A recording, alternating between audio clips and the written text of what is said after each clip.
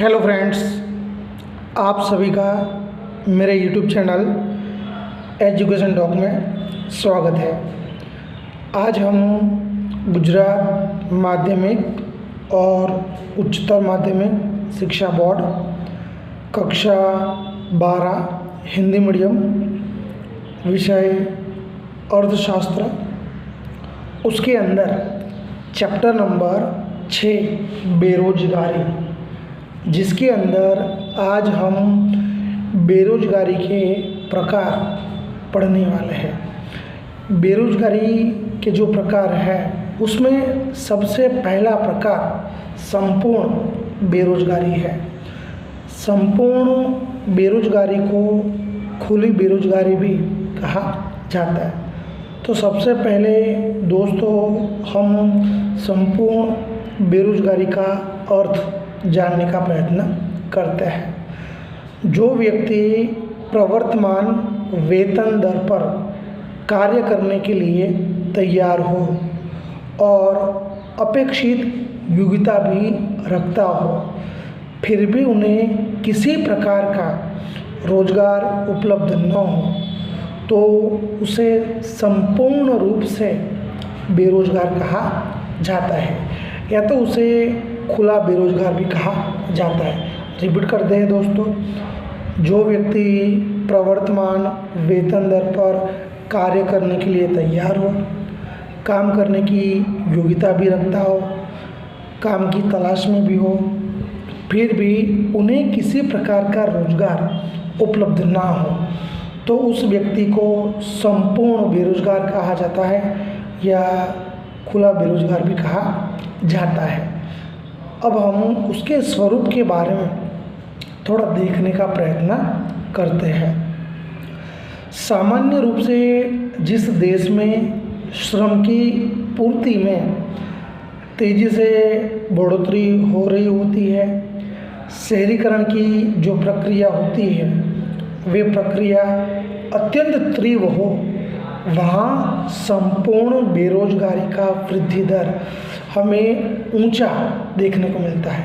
तो दोस्तों आपको ये भी याद रखना है कि जिस देश के अंदर श्रम की पूर्ति में तेज़ी से बढ़ोतरी देखने को मिलती हो, जहाँ पे शहरीकरण की प्रक्रिया अत्यंत तीव्र हो, वहाँ पे संपूर्ण बेरोजगारी का वृद्धि दर हमें ऊंचा देखने को मिलता है। संपूर्ण बेरोजगारी यह गांव की अपेक्षा हमें शहरों में विशेष देखने को मिलती है।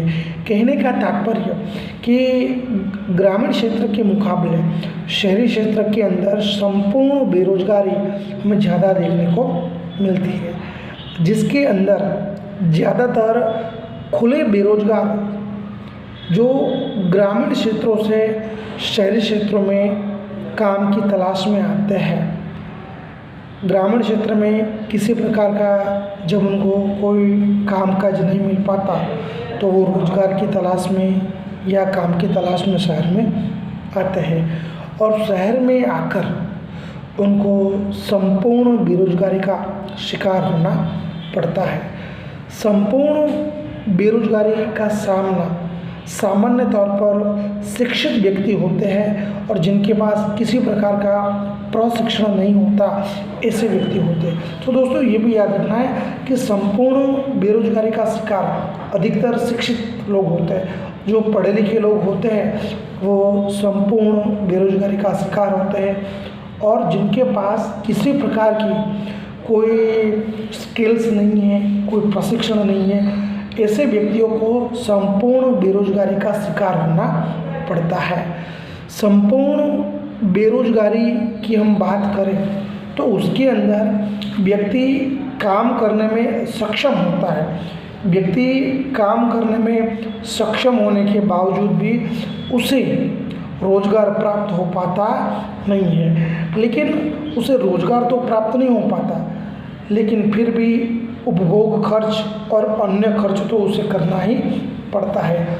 इसलिए ऐसे लोग देश के अर्थतंत्र के लिए एक बोझ माने जाते हैं। वे उत्पादकता घटाने के लिए जिम्मेदार माने जाते हैं। संपूर्ण बेरोजगारी का जो प्रमाण होता है वो प्रमाण हमें 15 वर्ष से 25 वर्ष की आयु वर्ग के जो व्यक्ति होते हैं उसमें हमें ज़्यादा देखने को मिलता है। तो दोस्तों आपको ये भी याद रखना है कि संपूर्ण बेरोजगारी जो होती है वो 15 वर्ष से 25 वर्ष की आयु वर्ग के जो व्यक्ति होते हैं उसमें हमें ज़्यादा देखने को मिलती है। संपूर्ण या खुली बेरोजगारी का अंक आधारभूत तौर पर प्राप्त करना अत्यंत कठिन माना जाता है। तो कहने का मतलब कि जो संपूर्ण बेरोजगारी होती है उसके साथ जुड़े हुए आंकड़े या उसकी जानकारी प्राप्त करना अत्यंत कठिन है। फिर भी संपूर्ण बेरोजगारी को मापने की 3 पद्धतियाँ हमें अर्थशास्त्र में देखने को मिलती है। पहला है रोजगार विनिमय केंद्र में पंजीकरण के द्वारा, दूसरा है श्रम आपूर्ति के न्यायदर्श शरीर द्वारा, तीसरा है जनगणना के आंकड़ों के द्वारा। इन 3 पद्धतियों के द्वारा संपूर्ण बेरोजगारी को जाना जाता है। अब हम बात करते हैं अर्ध बेरोजगारी की। सबसे पहले हम उसका अर्थ देखते हैं। श्रमिक अपनी शक्ति या योग्यता का संपूर्ण उपयोग न कर सके तो उसे अर्ध बेरोजगार कह सकते हैं। यानी कहने का मतलब है कि श्रमिक को अपनी जो भी शक्ति होती है या तो जो भी योग्यता होती है उसका वो संपूर्ण उपयोग नहीं कर पाता, उसे कम समय के लिए या अल्प समय के लिए कम योग्यता वाला या कम शक्ति वाला कार्य स्वीकार करना पड़ता है। तो ऐसे व्यक्ति को हम अर्ध बेरोजगार कहते हैं। दोस्तों रिपीट करते हैं। श्रमिक अपनी शक्ति या योग्यता का संपूर्ण उपयोग न कर सके अर्थात उसे कम समय के लिए अल्प योग्यता या शक्ति वाला कार्य स्वीकार करना पड़े तो उसे अर्ध बेरोजगार कहते हैं। इसी चीज़ को हम थोड़ा आगे समझने का प्रयत्न करते हैं। श्रमिक प्रतिदिन जितने घंटे या तो वर्ष के अंदर जितने दिन काम करने की वृत्ति रखता हो या शक्ति रखता हो उसके संदर्भ में उसे कम घंटे या तो कम दिन का काम मिले तो उसे हम अर्ध बेरोजगार कह सकते हैं। इसी चीज़ को हम एक उदाहरण के द्वारा समझने का प्रयत्न करते हैं। मान लीजिए किसी भी औद्योगिक इकाई या कृषि में श्रमिक को कम से कम 8 घंटे का रोजगार मिलना चाहिए, लेकिन चाहे उद्योग क्षेत्र हो चाहे कृषि क्षेत्र हो, उद्योग क्षेत्र और कृषि क्षेत्र में जो श्रमिक जुड़े हुए होते हैं उनको 8 घंटे का रोजगार नहीं मिल पाता, लेकिन केवल 5 घंटे का ही रोजगार मिल पाता है। तो हम उसे अर्ध बेरोजगार कह सकते हैं। भारत के ग्रामीण विस्तारों के अंदर कृषि क्षेत्र में हमें मौसमी बेरोजगारी की समस्या देखने को मिलती है। तो भारत देश में ग्रामीण क्षेत्र में कृषि क्षेत्र में दिखाई देने वाली मौसमी बेरोजगारी यह भी अर्ध बेरोजगारी का ही एक प्रकार माना जाता है, क्योंकि कृषि क्षेत्र में लगे हुए जो श्रमिक होते हैं उन श्रमिकों को बुआई और कटाई के मौसम में ही काम मिलता है, बाकी समय में वे काम से वंचित रहते हैं। कहने का मतलब कि वे बेरोजगार रहते हैं। भारत में अधिकतर जो कृषि है वे कृषि वर्षा पर आधारित है। भारत में सिंचाई की सुविधाएं अपेक्षाकृत प्रमाण में मर्यादित है।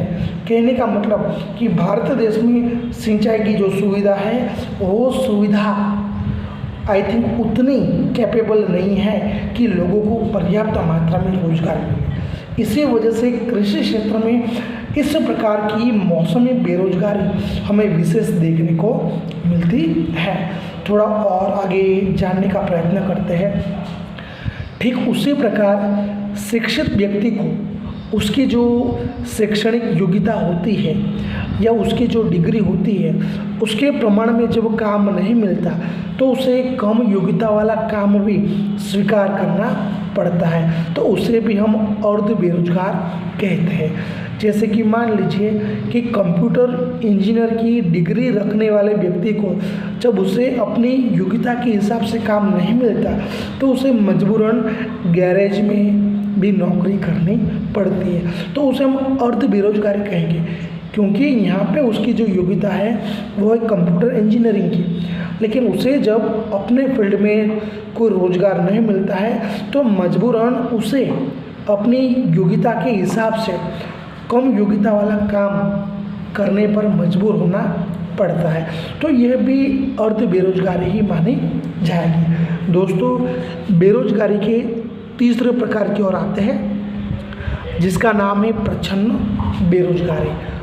प्रच्छन्न बेरोजगारी यानी छुपी बेरोजगारी। ये जो प्रच्छन्न बेरोजगारी है, यह प्रच्छन्न बेरोजगारी भारत जैसे विकासशील देशों में हमें विशेष देखने को मिलती है।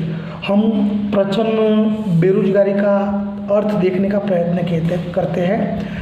किसी भी व्यवसाय में प्रवर्तमान टेक्नोलॉजी के संदर्भ में अपेक्षाकृत अधिक श्रमिक काम में लगे हुए होते हैं, तो ऐसे अधिक श्रमिकों को उत्पादन से हटा दिया जाए तो उत्पादन में कोई परिवर्तन होता नहीं है, तो ऐसे श्रमिकों को हम प्रच्छन्न बेरोजगार कहते हैं। रिपीट करते हैं दोस्तों, किसी भी व्यवसाय में प्रवर्तमान टेक्नोलॉजी के संदर्भ में अपेक्षाकृत अधिक काम में लगे हुए जो श्रमिक होते हैं, तो ऐसे अधिक श्रमिकों को उत्पादन की प्रक्रिया से या उत्पादन के क्षेत्र से हटा दिया जाए तो उत्पादन में किसी प्रकार का कोई परिवर्तन होता नहीं है, तो ऐसे श्रमिकों को प्रच्छन्न बेरोजगार कहा जाता है।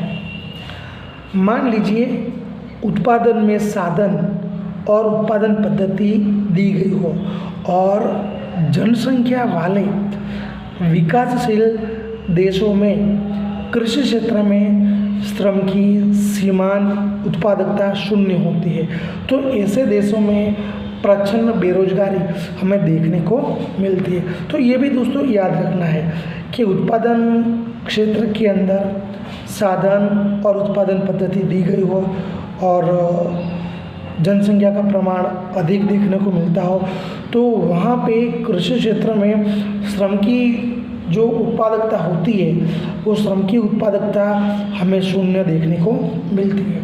खास करके विकासशील देशों में यह परिस्थिति हमें देखने को मिलती है। विकासशील देशों में उत्पादन में साधन और उत्पादन पद्धति जुड़ी हुई होती है, जनसंख्या का प्रमाण अधिकतर होता है।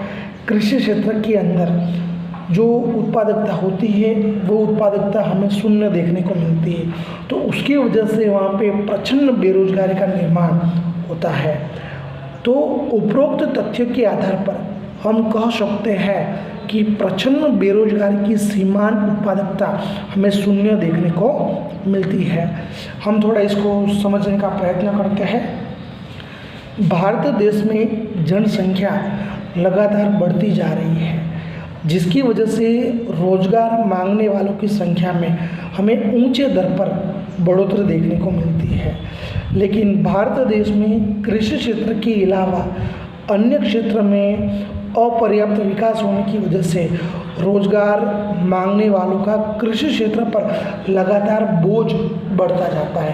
कहने का मतलब कि भारत देश के अंदर कृषि क्षेत्र के अलावा अन्य क्षेत्रों का जो पर्याप्त मात्रा में विकास होना चाहिए वो विकास हो पाया नहीं है, तो जिसकी वजह से रोजगार मांगने वाले जो लोग होते हैं उनका कृषि क्षेत्र पर दिन प्रतिदिन बोझ बढ़ता जाता है। ऐसे अधिक श्रमिकों को कृषि क्षेत्र से अगर दूर कर दिया जाए तो कृषि उत्पादन में कोई कमी देखने को मिलती नहीं है। ऐसे विशेष श्रमिकों की सीमांत उत्पादकता शून्य होने से वे श्रमिक प्रच्छन्न बेरोजगार के रूप में जाने जाते हैं। तो कहने का मतलब कि ये जो श्रमिक जुड़े हुए हैं जिनका उत्पादन की प्रक्रिया में जुड़ने या न जुड़ने से या उनको उत्पादन की प्रक्रिया में से हटाने से रोजगार में यानी कि उत्पादन में कोई फर्क पड़ता नहीं है, तो ऐसे लोगों को हम प्रच्छन्न बेरोजगार कहते हैं। शहरी क्षेत्रों में भी उद्योग और व्यापार वाणिज्य में हमें प्रच्छन्न बेरोजगारी देखने को मिलती है।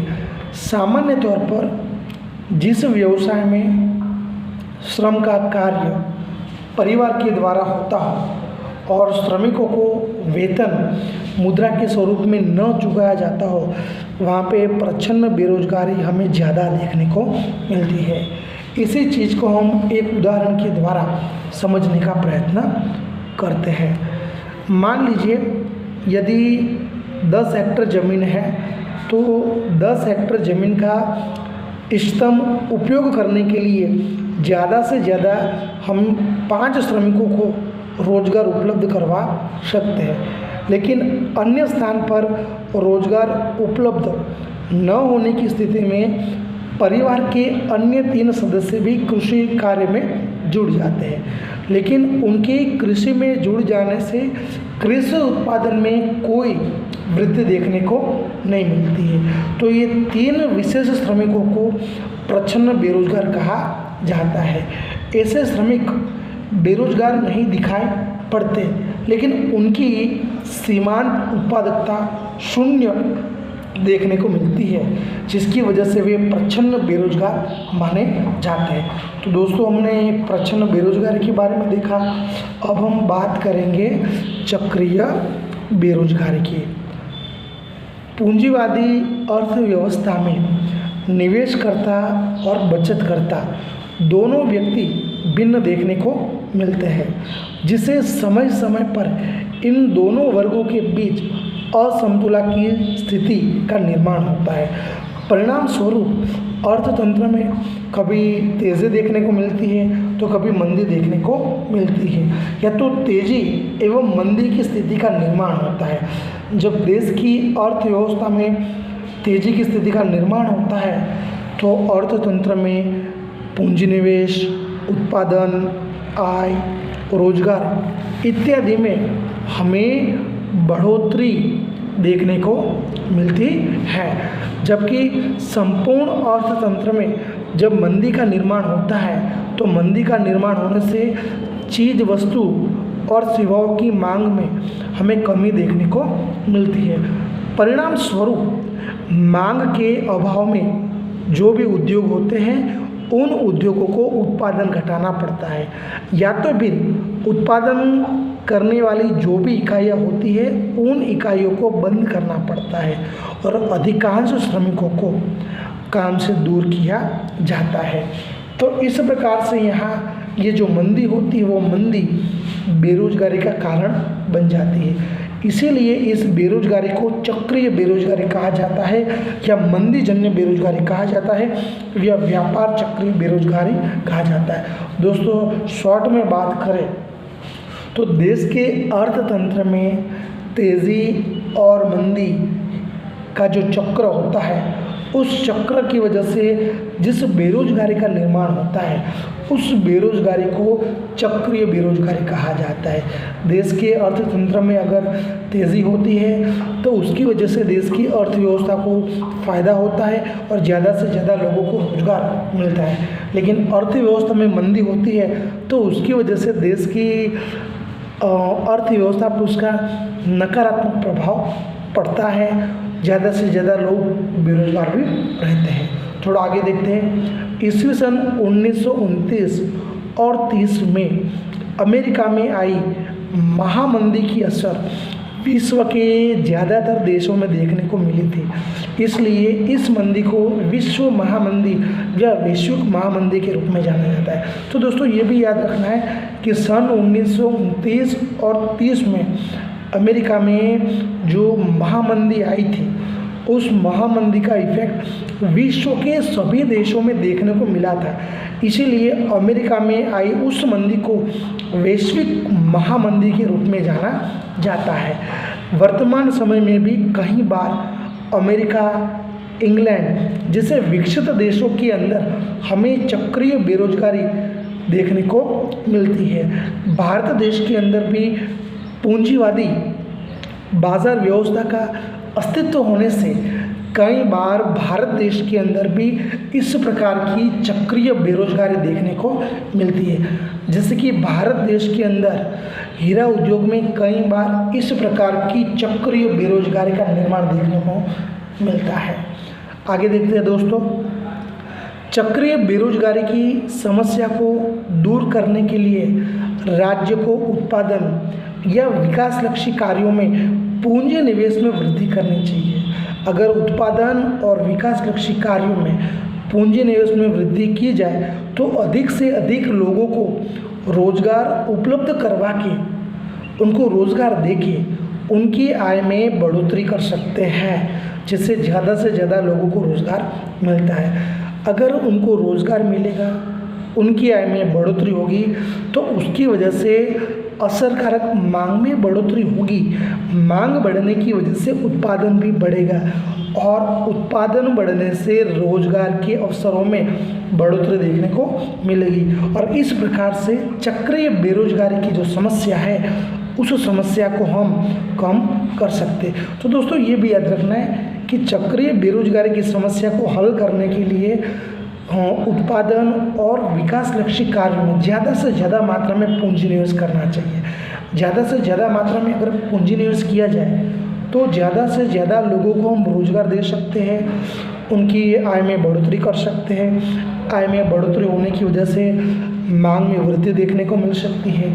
मांग में वृद्धि होने से उत्पादन में भी बढ़ोतरी होगी और उत्पादन में बढ़ोतरी होने से रोजगार के अवसरों में बढ़ोतरी देखने को मिलेगी और इस प्रकार से चक्रीय बेरोजगारी की समस्या को कम किया जा सकता है। तो दोस्तों हमने चक्रीय बेरोजगारी के बारे में देखा। अब हम घर्षण जन्य बेरोजगारी के बारे में देखने वाले हैं। तो दोस्तों सबसे पहले घर्षण जन्य बेरोजगारी अर्थात क्या, तो उसका अर्थ हमें पता होना चाहिए।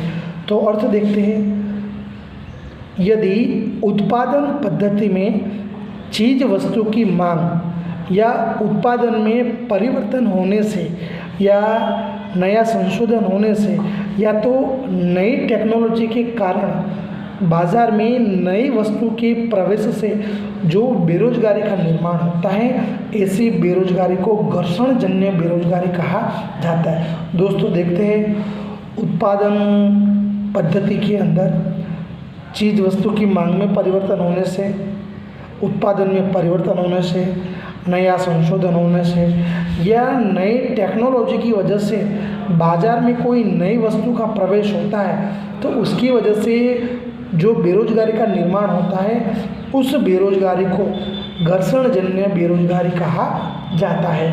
अब हम घर्षण जन्य बेरोजगारी के स्वरूप के बारे में देखने का प्रयत्न करते हैं। विकसित देशों के अंदर पुरानी उत्पादन पद्धति के स्थान पर नई उत्पादन पद्धति आने से पुरानी उत्पादन पद्धति वाली इकाइयों में आर्थिक नुकसान होने से कई इकाइयों को बंद करना पड़ता है, तो जिसकी वजह से उसमें लगे हुए श्रमिक नई उत्पादन पद्धति के अनुरूप काम नहीं सीख पाते, तब तक उनको बेरोजगार रहना पड़ता है। और जब वो नई उत्पादन पद्धति के अनुसार काम सीखते हैं तो फिर से उनको पुनः रोजगार मिल जाता है।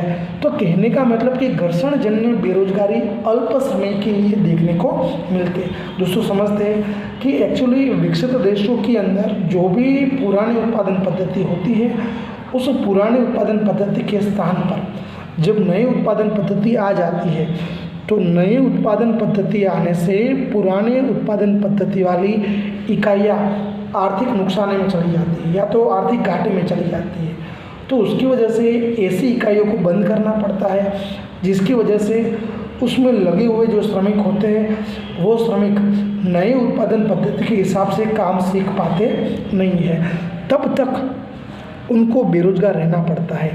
जब वे नई उत्पादन पद्धति के अनुसार काम सीख जाते हैं तब फिर से उनको रोजगार मिल जाता है।